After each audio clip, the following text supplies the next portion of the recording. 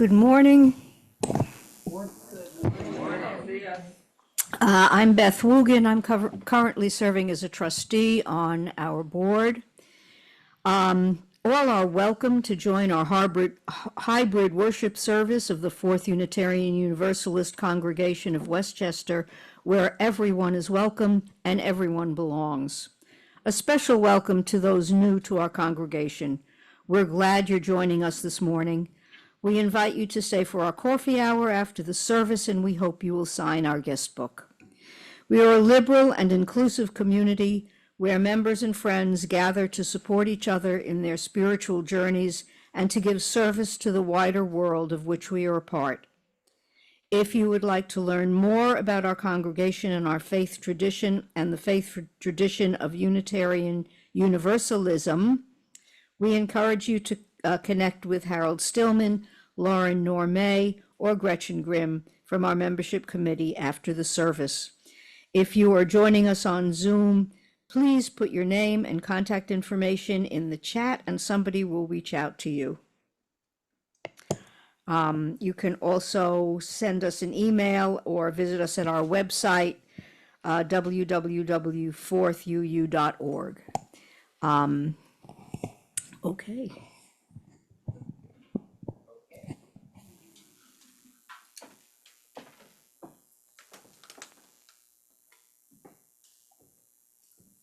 Thank you.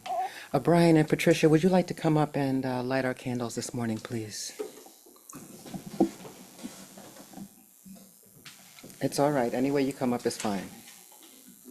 Yes. And you can light the wick there. We have new wicks for you today, so it should work. Yay.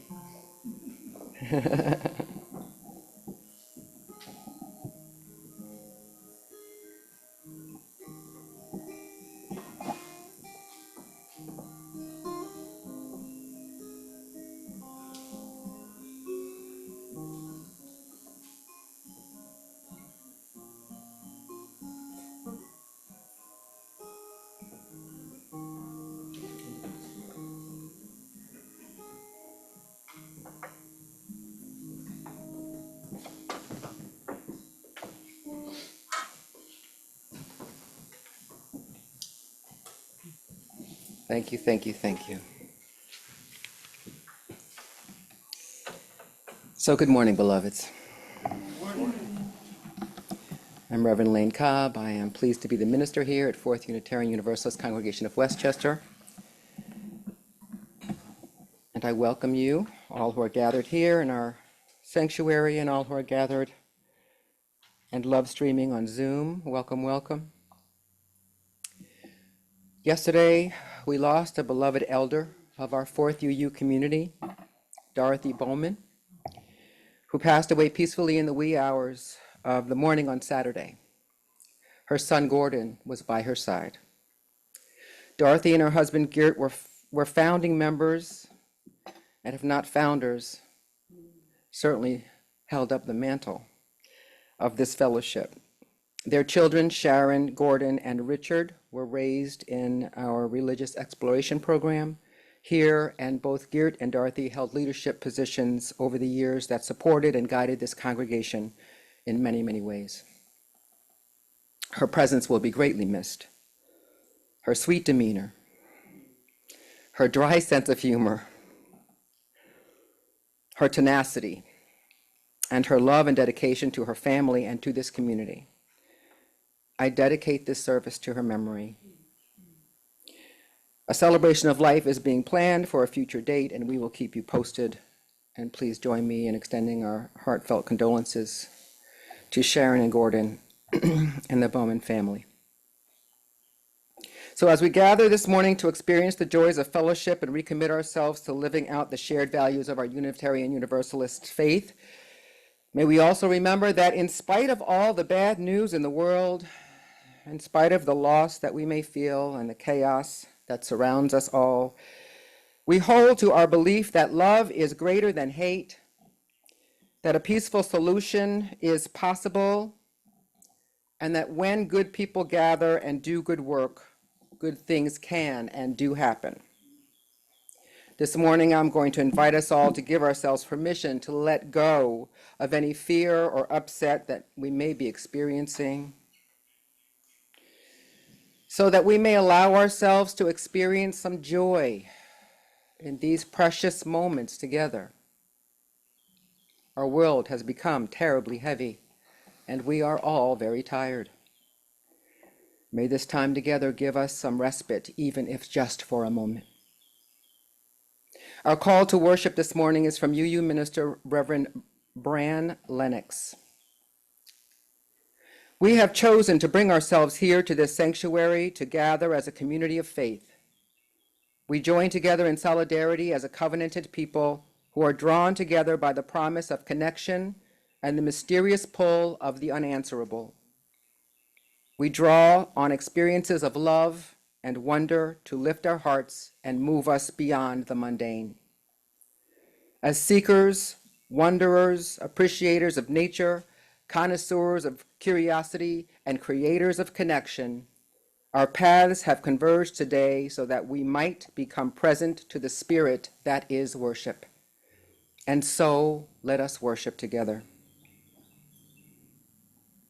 Lauren, would you do me a favor, please? Come up here and light our chalice, please, while I read these words. Our chalice lighting words today are from Reverend Marisol Caballero. She is the Faith Innovation Specialist in the UUA's Faith Development Office. Divine Mystery, you are a present in my joy and in my sorrow, my anger and my fear. Guide me to create joy in my life and in the lives of others, that despair finds no permanent home within my soul. Amen. The words to our chalice lighting song is found in the order of service, followed by our unison affirmation, which you will also find there. Please join me. Oh, may this chalice ever be a symbol of our unity, that in this hour we now unite our separate flames to make one light. And our unison affirmation: love is the spirit of this fellowship. This is our great covenant, to dwell together in peace, to seek the truth in love, and to help one another. Amen. So would someone please come from our social justice team and provide a social justice in action report?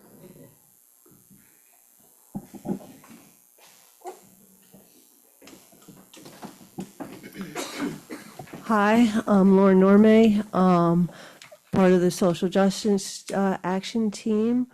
We have identified there's various protests for No King's Day on October 18th, and I think there's a link to find a local meeting place. I will be in Beacon.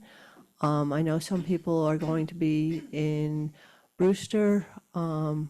There's others if you go on to Mobilize, and they'll pull up a map, and you can find a local one that near you. In addition, Gretchen was able to get T-shirts for those who ordered it. We'll be meeting this after the service, a little bit after coffee hour starts, to do postcarding and writing letters. We'll also be meeting to see progression of that. There's West Point with the games, which next Saturday's game, I heard on the radio, is sold out. We'll be meeting outside of West Point with signs, "Go Army, Fight Tyranny," it needs to be positive, clean language, no offense, and just giving our support to the Army, but also saying that we have to fight tyranny. And most military people are against what's happening with the military. I know in the past, if you're older, you can hold a sign and sit in a chair, just be present. There's ongoing demonstrations on Saturdays. West Point is 9:30 to 11:30 a.m. And that's, the games are October 11th, November 8th, and November 22nd. There's also an Invisible Rally every Saturday in Mount Kisco at 104 Main Street. That's 1 p.m. to 2 p.m.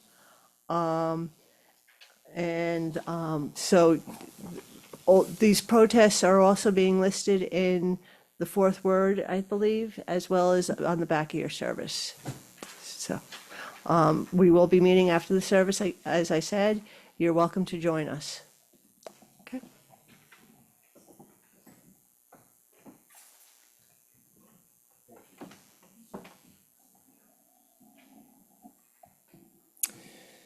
Thank you for all that good work. So we will sing now together hymn number 338 in your gray hymnal, I Seek the Spirit of a Child.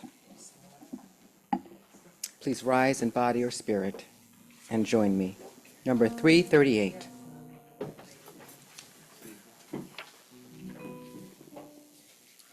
And they're going to play it through first since it's a little unfamiliar.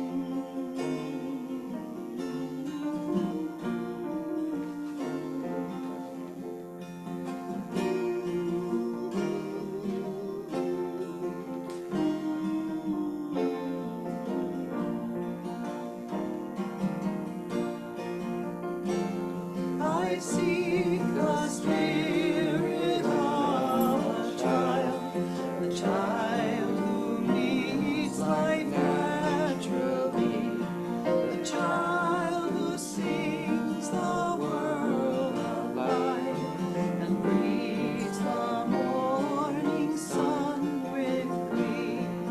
Children are real beyond all art. May I see joys a gift to our heart. I seek the freedom of a child who loves instinctively, who lights our day with just a smile and shines that light on all we see. Children are real beyond all fears. May I see hope's a gift to our tears. I seek the wonder of a child who sees delightfully. Now clouds in cloud, now golden sun, imagination true and free. Children are real beyond all lies. May I see faith's a gift to our eyes.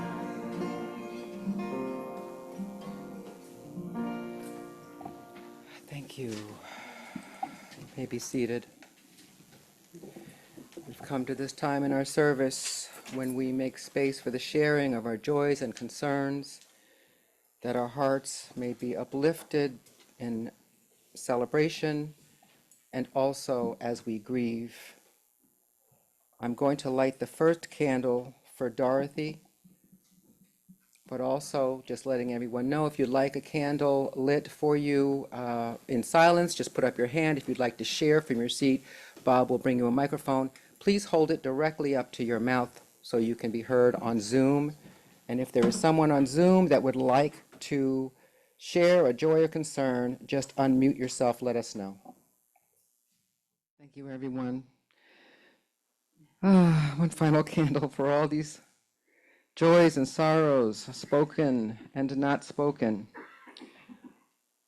May we hold space in our hearts for joy and enthusiasm, as well as for sadness and transition.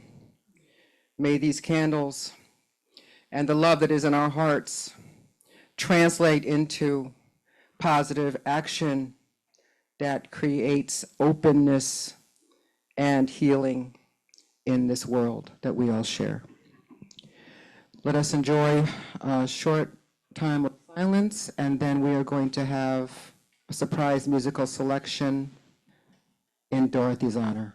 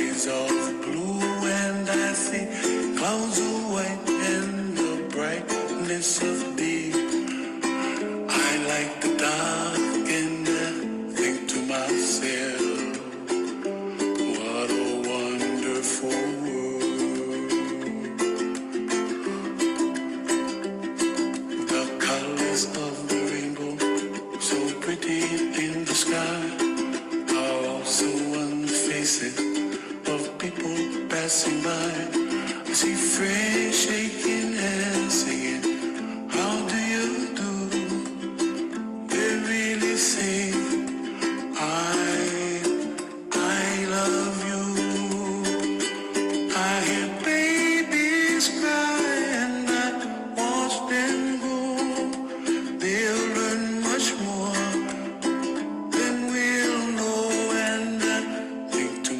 said, what a wonderful world.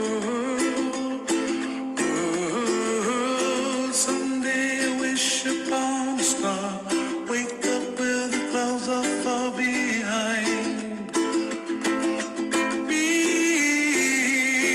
where trouble melts like a lemon drops high above the chimney top. That's where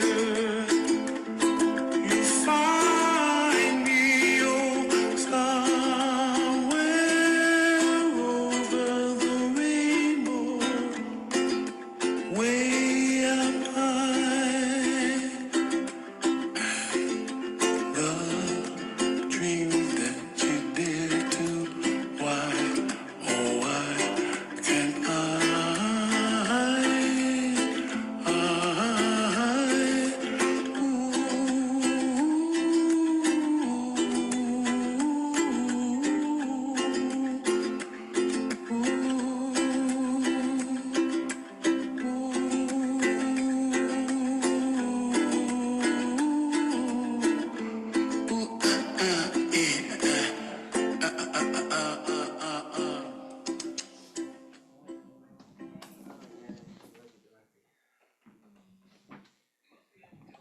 Thank you, Josh. So, I pictured Dorothy. I know she liked that one. So we've come to that time when we dig deep and we support those causes we care about. We will collect an offering today for our fellowship and also for the benefit of our community partner Fred's Pantry, which is a food pantry that distributes food for the needy in Peekskill and surrounding areas. We will pass two baskets. The basket here without the cloth is for our fellowship, and the basket with the cloth is for Fred's Pantry.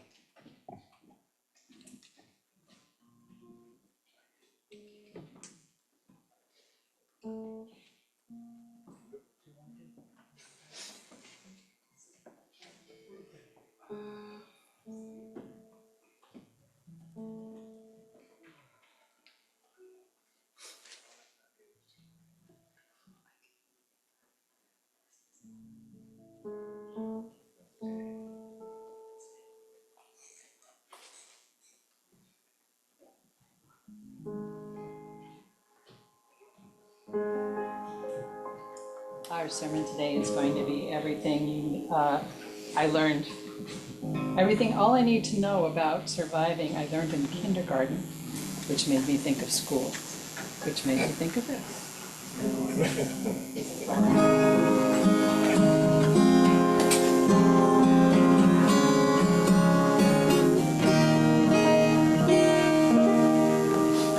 Don't know much about history.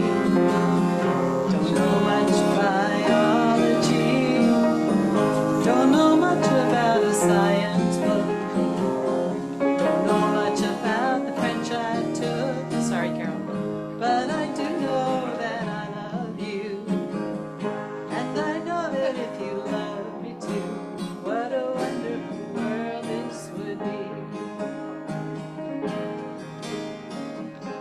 Don't know much about geology.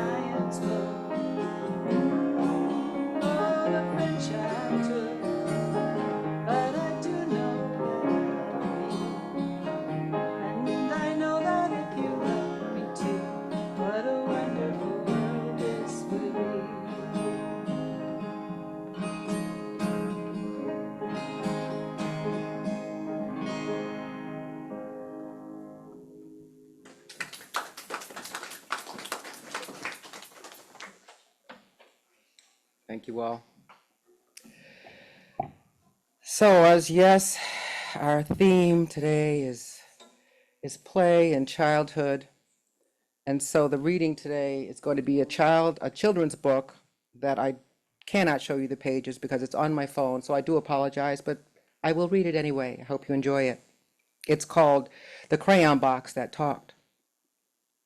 While walking in a toy store the day before today, I overheard a crayon box with many things to say. "I don't like red," said Yellow, and Green said, "Nor do I. And no one here likes orange, but no one knows just why. We are a box of crayons that doesn't get along," said Blue to all the others. "Something here is wrong." Well, I bought that box of crayons and took it home with me and laid out all the colors so the crayons could all see. They watched me as I colored with red and blue and green and black and white and orange and every color in between. They watched as green became the grass and blue became the sky. The yellow sun was shining bright on white clouds drifting by. Colors changing as they touched, becoming something new. They watched me as I colored. They watched till I was through. And when I'd finally finished, I began to walk away. And as I did, the crayon box had something more to say. "I do like red," said Yellow. And Green said, "So do I." And Blue, "You were terrific, so high up in the sky." We are a box of crayons, each one of us unique, but when we get together, the picture is complete.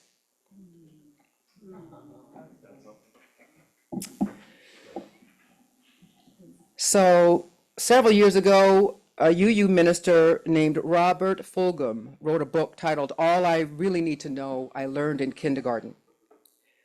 The book was originally published in 1988 and stayed on the New York Times bestseller list for 2 years. And since that time, it's been expanded upon, it's been published in 27 languages and is available in 103 countries. I only learned about the book while reading a different book, Love is the Way, Holding On to Hope in Troubling Times, by retired Episcopal Bishop Michael Curry. The first African American to be elected to that post, Bishop Curry entered into the mainstream consciousness after officiating the wedding of Prince Harry and Meghan Markle. The descendant of enslaved persons and the son of civil rights activist Bishop Curry found himself at odds with colleagues and religious leaders who did not agree with him that the time had come for the church to amend the doctrine that classified persons who identify as LGBTQ as less than, and that prohibited same-sex marriage. He pointed to the simplicity of Fulgham's list of lessons he learned in kindergarten and wondered whether returning to what we all learned as children might help us relate better to each other as adults. I found that thought intriguing, and I decided to read the book for myself, and I can say that I heartily recommend it. If you haven't read it, Reverend Fulgham's book is a collection of short essays about life experiences, both real and imagined, that shine a light on the beauty and the fragility of the human spirit and offer the reader an opportunity to discover profound wisdom in the everyday occurrences of life. In recent months, I have been asked more than once whether I could offer some solutions for the horrible state of affairs that is our daily reality at the moment. As a minister and a rights activist, I am sometimes expected to know the answer to such things. I admit that I have no answers today, or indeed any day. At least not answers that are definitive or easily applied. My job, for the most part, is to be a conduit for healing and transformation and to offer people hope when darkness looms large. And for the sake of transparency, I can tell you that it's become more and more difficult to do that. I have very few words of comfort to offer about what is happening in the world. It is clear to me that we have forgotten how to love each other, how to care for each other, and how to live with each other in peace. What I can do is remind us all that we have all had the rug pulled out from under us in one way or another at some time or other. and some of us for generations. In a society that has let us all down, the best thing that we can do is to be kind to and patient with ourselves and each other, and do what we can to make life better in our own communities. The place where you live is the place where you can make the biggest impact. Last Saturday, I was honored to speak at the installation ceremony for Reverend Danielle Lindstrom of the Community Unitarian Congregation in White Plains. And if you've never met her or seen her at work, Reverend Danielle is perpetually joyful and exuberant. Taking over the lead from a minister who had been there for 10 years, she has spent the last year helping the folks at CUUC reconnect with what is most important to them and creating an atmosphere that reeks of love and inclusivity and enthusiasm. Her signature line at the beginning of every service, "It is good to be together." And indeed, it is good to be together. It is good to share space with people who care. It is good to laugh, whether something's funny or not. It is good to express kindness to anyone and everyone. No matter what is going on in the world, it is good to create safe spaces for healing and transformation where everyone is welcome to gather, to sit, to eat, to be in conversation, to plan, or simply to rest and take refuge. Her installation was, for sure, a joyful occasion, but no one appeared to be more overjoyed than her 5-year-old son, Harvey, who thought it a perfect opportunity to entertain himself by rolling around on the floor in the front between the dais and the people gathered. It was amazing. Oh my God, to be a child again, right? Now, most of you know that in my home community of Greenberg, I am a community organizer, kind of, working to convene restorative listening circles that invite residents to share their perspectives on common issues in an atmosphere of congeniality and respect. And to me, that seems to be a no-brainer. Why wouldn't you come to something like that, right? But I've been dismayed by how difficult it is to get people into those circles. One reason I'm told is the lack of trust. Everyone, it seems, is feeling disenfranchised and betrayed, and they just don't feel safe. They just don't feel like saying, "I'm sorry," or "I understand." I can't say I blame them. I too am appalled at the lack of decorum in local politics, and I've had to choose when and where I engage. I abhor chaos. But I also know that when people connect around common concerns and common experiences, it's easier to navigate disagreement. It's easier to transcend division when we can connect on the level of our common humanity. I found that what works for me mostly is to engage with people one-on-one, inviting them to partner with me. "Please come. Here's what this is going to be. Here's who I am for you. I promise you this experience." Present at every single encounter is my own inner 5-year-old, who, despite being painfully shy, really just wants somebody to come out and play. And that, I think, is true for all of us. What is also true for me, and I think for many of us again, is that we don't play nearly enough. In truth, I believe that the inner child within each of us is overburdened with the business of adulting and aches to come out and play with their sisters and brothers. What if we were all free to roll around the floor whenever we felt like it? Right? Blow off a little steam. I mean, I really miss playing jacks and pickup sticks. Anybody remember jacks and pickup sticks, right? Back when we could sit on the floor without, and we could still get up.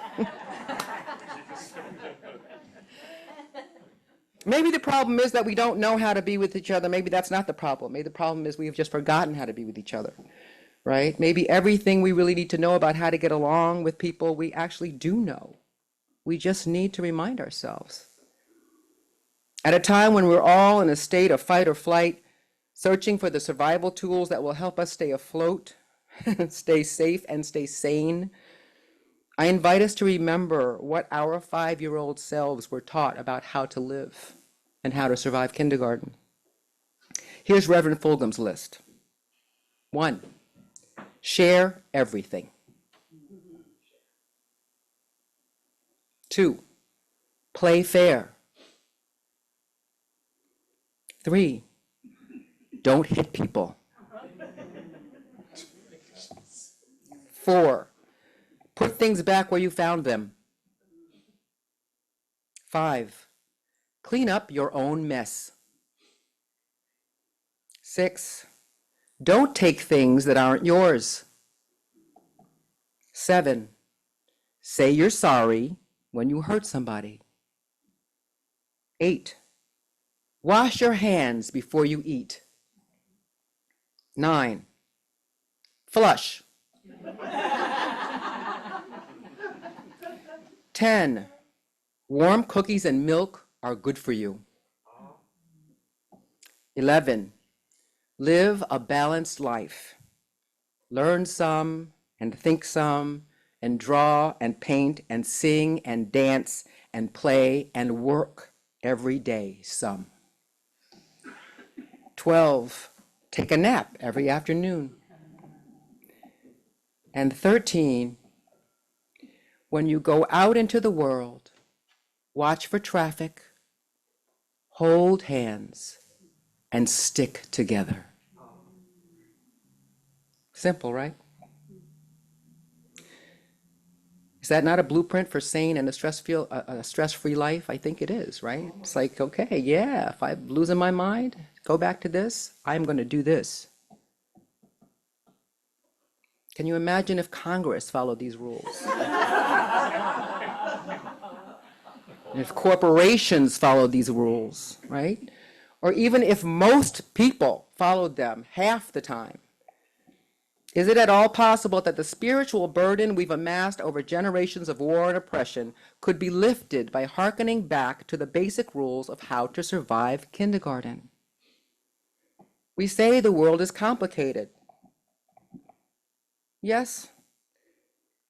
And do we just forget to return to what is simple?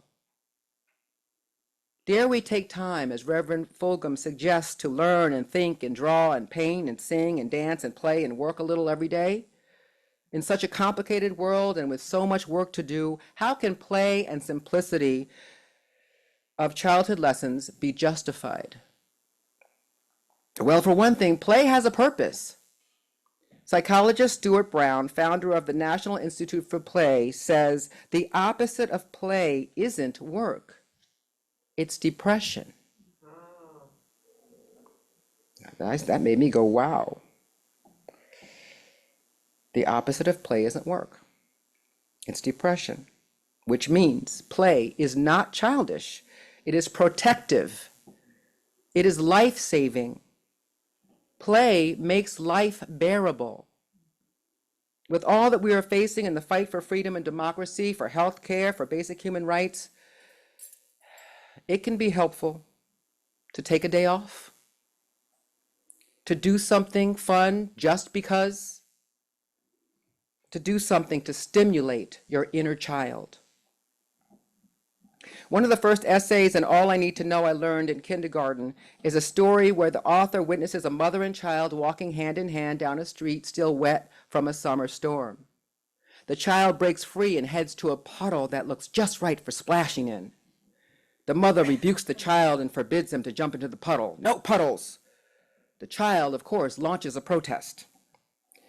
Witnessing the scene, a well-dressed man gets up from a park bench where he was reading his paper, walks over to the puddle, and stands at its center. Then a woman who just happens to be passing joins him. The author then decides to join the two of them, and then the three of them stand together in the puddle, smiling at the little boy and his mother. When the boy sees them all standing there, he stops protesting and runs to join them. All eyes are on the mom.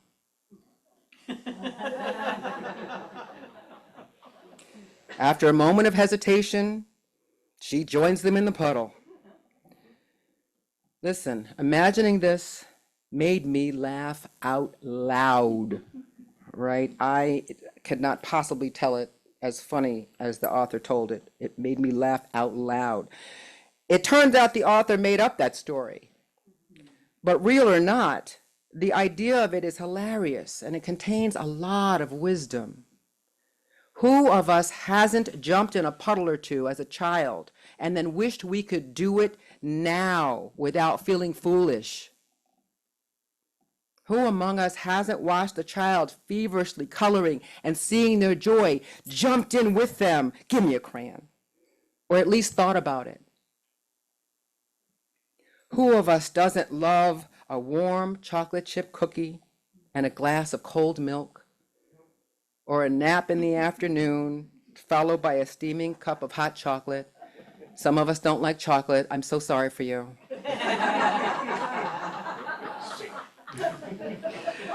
These civilized survival tools are so very simple, but so very basic to our ability to enjoy ourselves and live peacefully with our neighbors. The simple practices of fairness, good manners, basic hygiene, and life-giving activities of work, play, and artistic expression that nurture the spirit and calm the soul. What if this list of kindergarten lessons stayed with us after childhood? Do you think we might fight with each other less if we played with each other more? I wouldn't be surprised. So you have a little homework. Your assignment this week, if you choose to accept it, is to take a nap or go to bed early without apologizing. Say, I'm sorry, even if it's awkward. Eat a cookie, share a cookie. Make art with no purpose. Laugh so hard you snort. And maybe most importantly, when you go out into the world, watch out for traffic, hold hands, and stick together. And for those of you who are overachievers and you'd like a little extra credit, maybe the next time it rains, put on those galoshes and go jump in a puddle.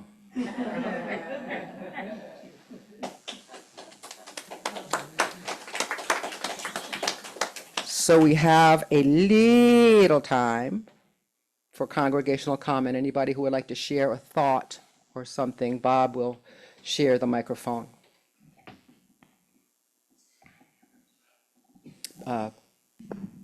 Beth. Thank you, Lane, very much. And what this reminded me of was my arriving here 27 years ago and finding a community that did a lot of what you just described. That's what, what got me in was just a coincidence. And also coincidentally, the first person who greeted me was Dorothy Bowman, who I had met previously because she was a social worker at the Keon workshop, and I'd been doing medical social work and had a patient at Keon. So she was the familiar face, joined very soon thereafter by Geert, of course. But that supported and drove this congregation when I walked in. At least that was my perception of it. It was all hands in, without judgment, without criticism, without hierarchy. And it seemed to work. And that worked very, very well with me.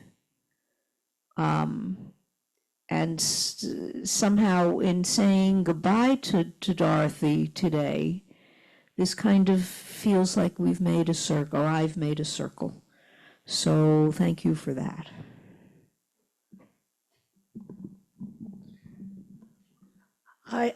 When you were talking about the joy of kids, I remember when me and my husband got married, his nephew, he was older than 5, but he was still young. at the wedding, there's dancing, and all of a sudden he starts break dancing in the middle of the dance floor.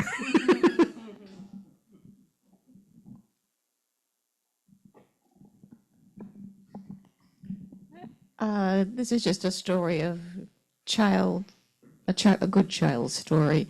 I worked with a woman who had a little grandson named Jimmy, and he was in daycare. And Jimmy happened to wind up in the quiet chair a lot. And he came home and he said one day to Grandma, "Nan, are there people at work that you don't like?" And she said, "Yes." He says, "Do you bite them?"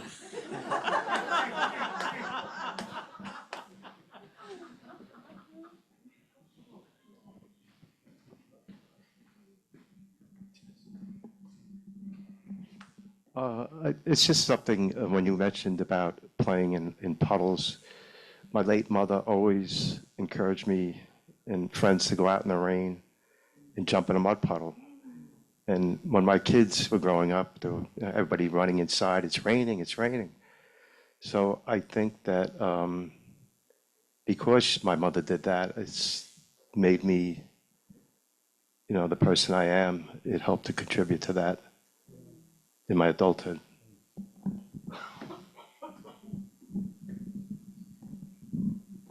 I met my wife at WBAI. They talked about themselves and the way they felt the mainstream saw them. They'd say, "This is WBAI, your commie Pingo station." When we came here in an open house, looking for some place for my daughter to have religious education and socialize. My wife is Christian born, I'm nominally Jewish. And Rebecca was in a class with some kids who came here. So they came here, and when I walked in the door, one of the members grabbed a hold of me and started to tell me about Thoreau's essays on civil disobedience. And my wife says, "What do you think?" I said, "Well, they're a little commie pinko, and I feel right at home."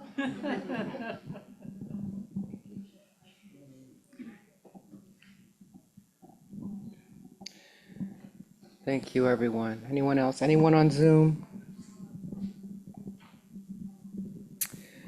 Thank you, and thank you, Bob.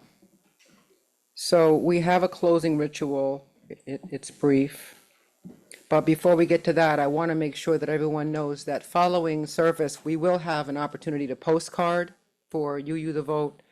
And we have packets of postcards and addresses and so forth and colored pens. So we'll be setting up tables, and anybody who wants to stay for that activity, please do that. If you would like to make a donation to cover costs, please do that as well, because we do have postage. And anyone who would like to take postcards home with you, you can also purchase a packet, or just give whatever you have. Okay. All right, let us continue. So we have a little ditty that I believe our musicians are going to sing, and it is a scouting song, I understand? It's a lot of things, but the Girl Scouts do it, yeah. The Girl Scouts do it.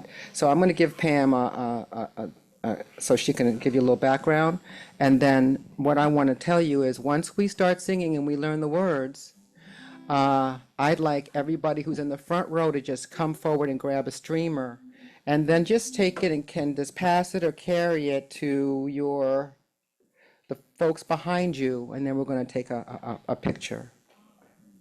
Pam, do you want to say something about tell people what the words are? Okay, that's a good idea. The words to this song, for those who didn't come across it somewhere in their lives, is "Make new friends, but keep the old. One is silver and the other gold." Now, there happen to be like 8 verses. We might just stick with that one, but if we wanted to go one more, you help me and I help you, and together we will see it through. Okay. We're not going to bother with that because it's supposed to be around. think you guys are up for it? Okay, well, you sing one song. All right. Oh. I don't need a mic, I think. You know I sing like a frog, so, okay, go for it. Make new friends, but keep the old. One is silver and the other gold. White health friends. I'm sorry, I don't even know that one. That's okay. We'll go straight to the second. Where's the other mic? Okay, it's okay, because you won't be heard on the Zoom, so we need to sing into I could also Okay, go over there. all right, go for it.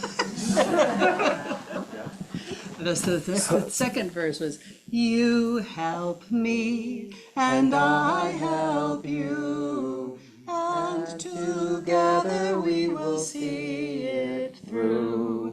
Make new friends, but keep the old. One is silver and the other gold. You help me and I help you, and together we will see it through. Make new friends, but keep the old. One is silver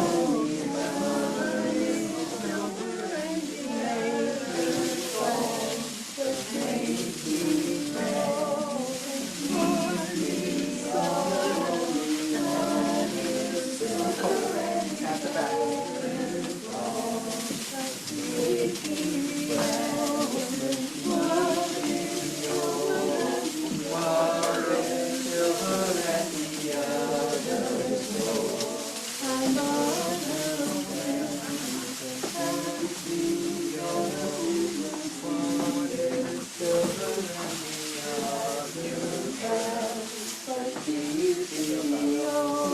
Grab one. Grab a sweeter, Patty.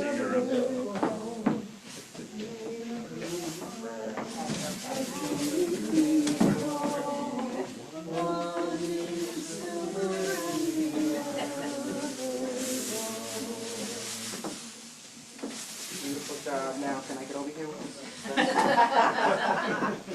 That's a new game. It is a new game. So guys, we're gonna take a picture, so everybody look up please and hold up your streamers. And say Dorothy. Dorothy. Wonderful. Thank you, everybody. So we are going to extinguish our chalice.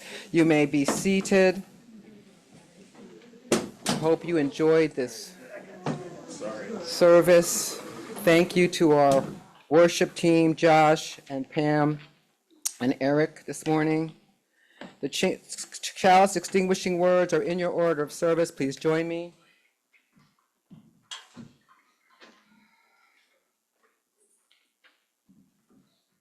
We extinguish this flame, but not the light of love, fellowship, and truth.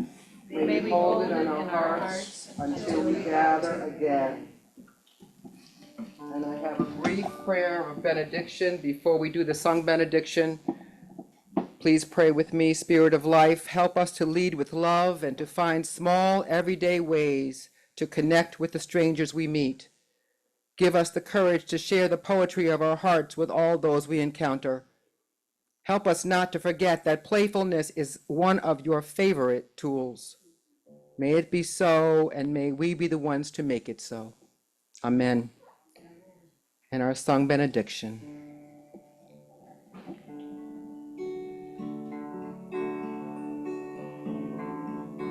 May the long time sun shine upon you. All love surround you. And the pure light within you guide your way on.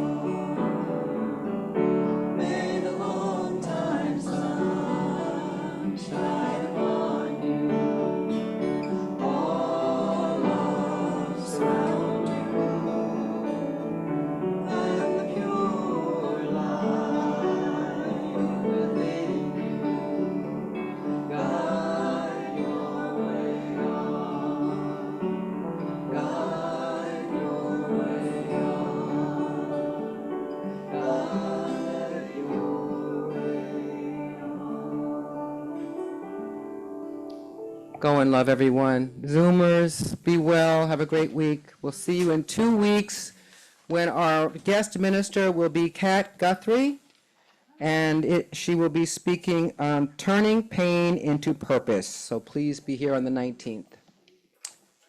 Be well, everyone.